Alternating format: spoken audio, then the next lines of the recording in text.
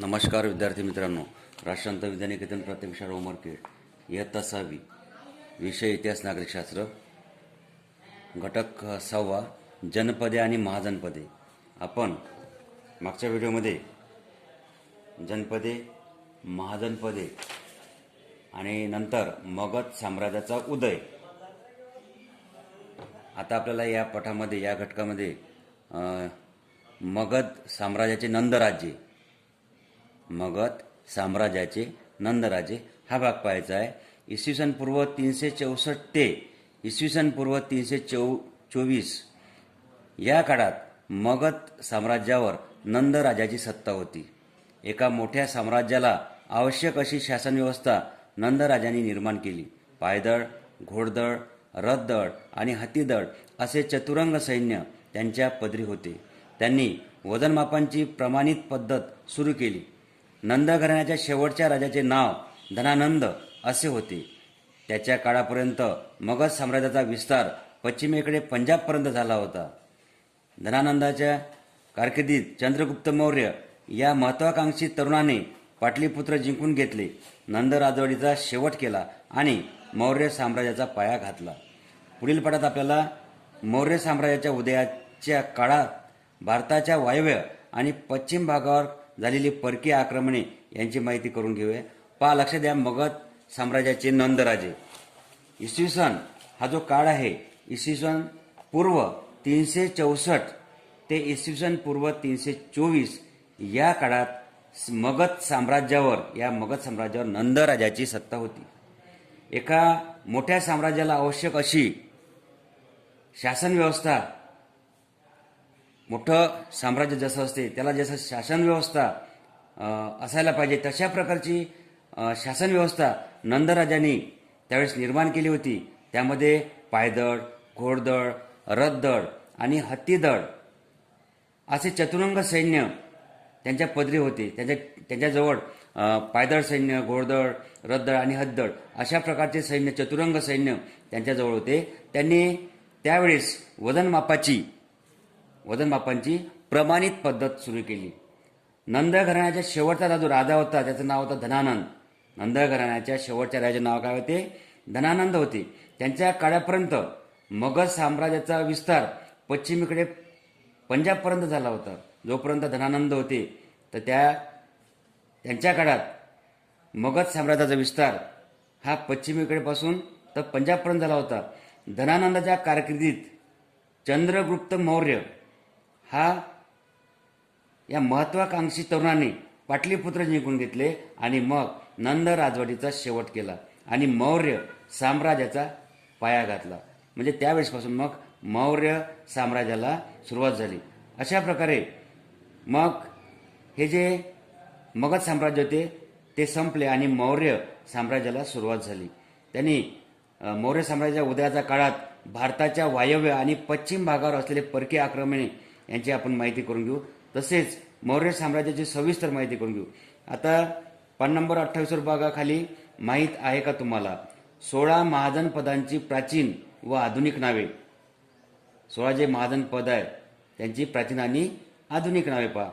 काशी, त्याला आता बनारस म्हणतात. 2 कोसल, लखनौ, मल्ल, गोरखपूर, वस, अलाहाबाद, चेदी, कानपूर, कुरू, दिल्ली, पांचाल, रोहिलखंड, मत्स्य, जयपूर, शूरसेन, मथुरा, अशमक, औरंगाबाद महाराष्ट्र, अवंती, उज्जैन, अंग, चंपा पूर्व बिहार, मगध दक्षिण बिहार, उरुज्जी उत्तर बिहार, गांधार, पेशावर, कंबोज गांधारजवळ. म्हणजे अशा प्रकारे ते प्राचीन जुने काळे आणि आताची नावे, हे प्राचीन आणि आधुनिक नावे आहे 16 महाजनपदाची.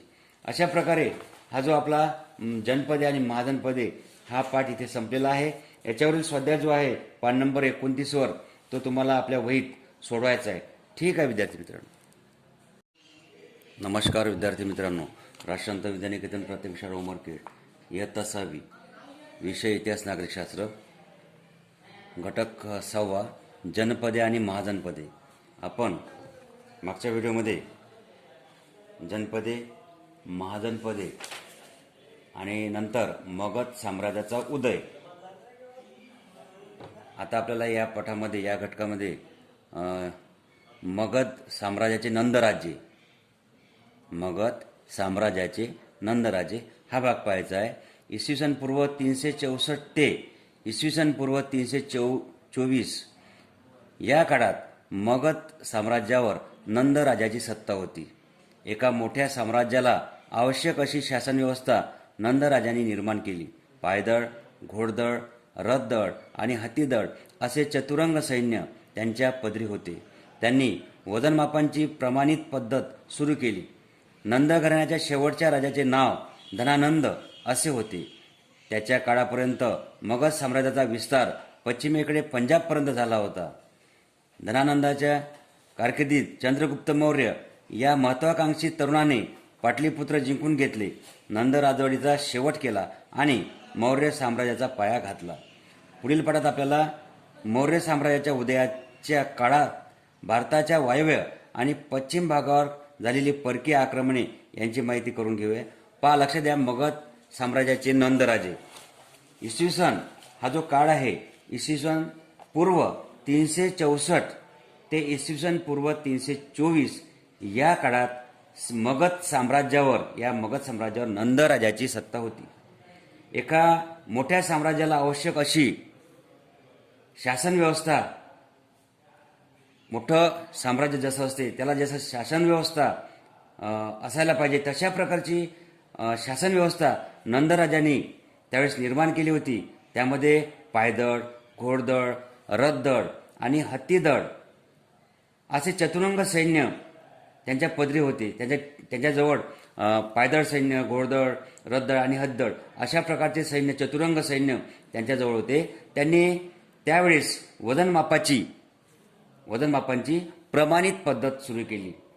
नंद घराण्याच्या शेवटचा जो राजा होता त्याचं नाव होतं धनानंद. नंद घराण्याच्या शेवटच्या राजाचे नाव काय होते? धनानंद होते. त्यांच्या काळापर्यंत मगध साम्राज्याचा विस्तार पश्चिमेकडे पंजाबपर्यंत झाला होता. जोपर्यंत धनानंद होते तर त्यांच्या काळात मगध साम्राज्याचा विस्तार हा पश्चिमेकडे पासून तर पंजाबपर्यंत झाला होता. धनानंदाच्या कारकिर्दीत चंद्रगुप्त मौर्य या महत्वाकांक्षी तरुणाने पाटलीपुत्र जिंकून घेतले आणि मग नंद राजवटीचा शेवट केला आणि मौर्य साम्राज्याचा पाया घातला. म्हणजे त्यावेळेसपासून मग मौर्य साम्राज्याला सुरुवात झाली.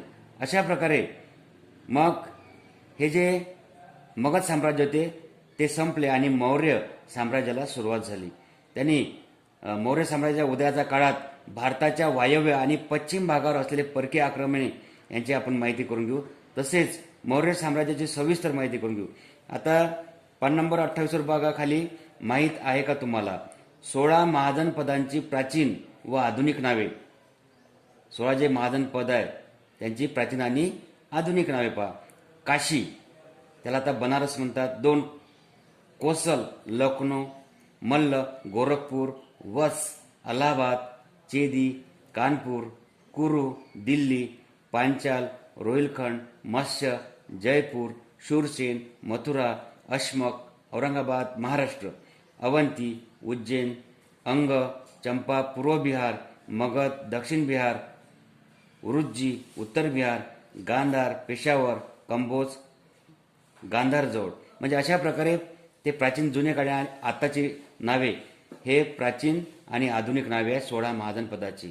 अशा प्रकारे हा जो आपला जनपदे आणि महाजनपदे हा पाठ इथे संपलेला आहे.